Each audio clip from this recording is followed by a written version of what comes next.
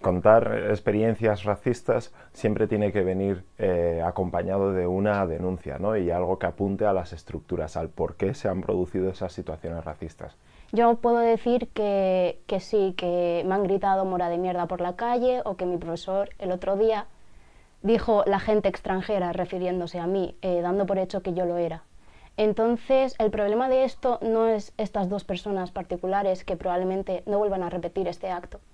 El problema es la estructura racista, toda esta estructura de opresión que legitima estos actos. Si yo cuento, por ejemplo, que cuando jugaba en el equipo de fútbol, cuando era pequeño, me insultaban por el hecho, por mi color de piel, ¿no? Y me podían decir negro de mierda y todo esto, no lo cuento por hacerme la víctima, sino por denunciar todo ese racismo que hay en el fútbol y que va desde los campos de los chavales más pequeños hasta los de primera división, ¿no? Y cómo el color de piel se convierte en un motivo para atacar a los jugadores del equipo contrario. Otro lugar donde se manifiesta el racismo así, pero desde el primer momento, es en la oficina de extranjería. Es difícil, yo todas las veces que he ido a la oficina de extranjería a renovar mi tarjeta de residencia, me han tratado mal. De entrada, esto no es para nada una denuncia contra las personas que trabajan allí, porque serán funcionarios y habrá de todo, pero es algo sistemático. Y además el maltrato viene porque nos tratan como si fuéramos estúpidos, brutos, y que no nos enteramos de nada. O sea, para las personas que trabajan allí, emigrante es igual a persona tonta e ignorante. Y esto no es una realidad. Otro caso de islamofobia es hablar de los y las musulmanas como un ente homogéneo, intentar hablar por nosotras, sin nosotras. Si, por ejemplo, cuento que cuando salía de fiesta había algunas veces que no me dejaban entrar a una discoteca por ser negro, no lo cuento solo por hacerme la víctima, sino por denunciar todas esas estructuras que hacen ver a la gente negra, a la gente mora, como sospechosa de que puede hacer cosas malas dentro de una discoteca, ¿no? Y actualmente también se sigue concibiendo a los musulmanes como personas de fuera, y eso es islamofobia también. Si cuento, por ejemplo, que me han insultado, que me han amenazado en las redes sociales, no es tampoco solo por hacerme la víctima, sino por denunciar la impunidad del racismo en las redes sociales y lo poco que se hace para atajarlo. Y es cierto que con los atentados y demás, ahora se nos mira con miedo, pero la islamofobia siempre ha existido. Y a lo mejor antes era rechazo, asco, ahora se añade el miedo, ¿no? Pero la islamofobia no es algo nuevo, es racismo y siempre ha estado. Ya tenéis testimonios suficientes para saber cómo funciona el racismo.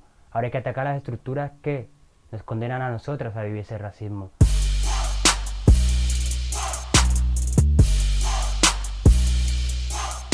Es una discriminación estructural, o sea, viene de una estructura ya hecha e históricamente creada, ¿no? El hecho de que hubiera una colonización, el hecho de que todavía exista, aunque con las nuevas formas, ¿no?, de democratización, tanto de los países del norte global como del modelo democrático europeo liberal que se quiere extrapolar y que solo es ese el válido. Pues es, digamos, lo que sigue creando y lo que sigue excluyendo y marginando a las personas migrantes y personas racializadas porque no entran dentro de ese prototipo ideal. Todo esto no se puede entender sin un marco histórico. Nuestros padres, nosotros, muchas de nosotras, provenimos de las excolonias, provenimos de esas colonias que fueron saqueadas, que fueron totalmente despojadas de toda su forma de organización. Pues este racismo estructural pues hace que haya ciertas personas que van a estar subordinadas y que quieren y que se quiere que estén dominadas. Entonces, obviamente, estas personas no pueden moverse porque se quiere que el país de origen de estas personas siga esclavizado y siga explotado como viene siendo. Y que al final entramos en el análisis de cómo funciona la estructura económica mundial, ¿no? Nosotras, al fin y al cabo, aquí hemos venido como consecuencia de todo este saqueo que ha habido durante siglos a Latinoamérica, al continente africano. Es muy importante ya no separar, sino verlo todo como un continuo. El hecho de que haya esos estereotipos o que haya ese prejuicio no solo tiene que ver con el propio miedo, la propia ignorancia de las personas o el propio privilegio, ¿no?, que las personas quieren tener, ¿no?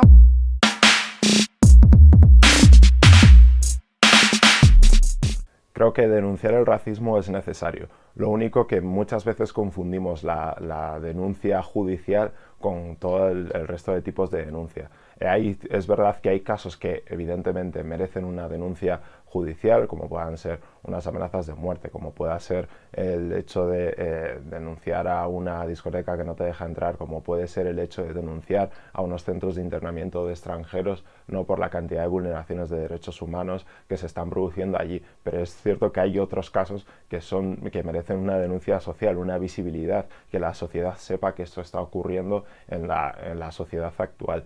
No solo la persona que lo sufre lo debe denunciar, sino si somos testigos de una agresión racista o xenófoba, también debemos actuar y también debemos denunciar. Es cierto que debemos denunciar las actuaciones racistas, pero no debemos quedarnos en el punto de ser víctimas y ya está, víctimas pasivas, objetos de estudio. Además de la denuncia, es bueno por el solo hecho de contarlo. O sea, no quedártelo. No hay que esperar a que seamos víctimas de un ataque racista. Yo creo que debemos evitar que existan las víctimas.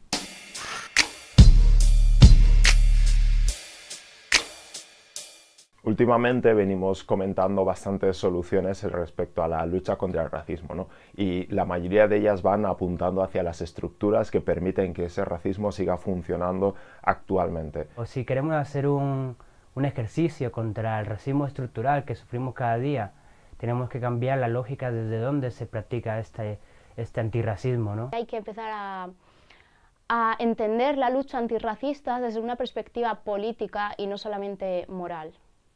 Hay algunas soluciones que van desde la derogación de la ley de extranjería, el hecho de que no exista una ley que de facto, por el hecho de haber migrado, te convierte en un ciudadano de segunda. Si existe una ley de extranjería es porque también hay unas políticas europeas que entran dentro de este racismo estructural que exigen que se deporte a las personas. Entonces, cuando hay este foco hacia la deportación, hacia la expulsión permanente de las personas migrantes porque no se las quiere, pues eso hace que vaya, digamos, creciendo todo el rato la criminalización, no solo hacia los migrantes y las migrantes, sino hasta hacia la gente que es leída también como tal, ¿no? Pues hacia las personas racializadas, ¿no? Trabajar, por ejemplo, en la educación, implantar programas educativos que sean antirracistas, que la gente sepa la diversidad que existe en nuestro contexto y que sepan sobre todo combatir el racismo, que cuando haya un caso de racismo no se trate como una simple riña entre chavales, sino que se ponga en cuestión que ha sido por un motivo racista y cómo se puede eliminar ese comportamiento. Necesitamos organizarnos para defender nuestros derechos políticos, económicos, sociales y culturales en este Estado. Creo que una manera de luchar contra este racismo es que las propias personas racializadas y migrantes, creo que nos hemos dado cuenta ya de ello y hemos empezado a liderar esta lucha antirracista. Creo que hay bastantes formas, cada ámbito de la sociedad en el que se produce el racismo tiene una solución y que no nos corresponde decir a 2, 3 personas, sino que tiene que ser una reflexión conjunta de toda la sociedad para que todos podamos buscar una solución a la cuestión racista, porque no solo es un problema que nos afecta a las personas que sufrimos el racismo, sino que es un problema que afecta a toda la sociedad. En nuestras manos está que no haya víctimas de racismo.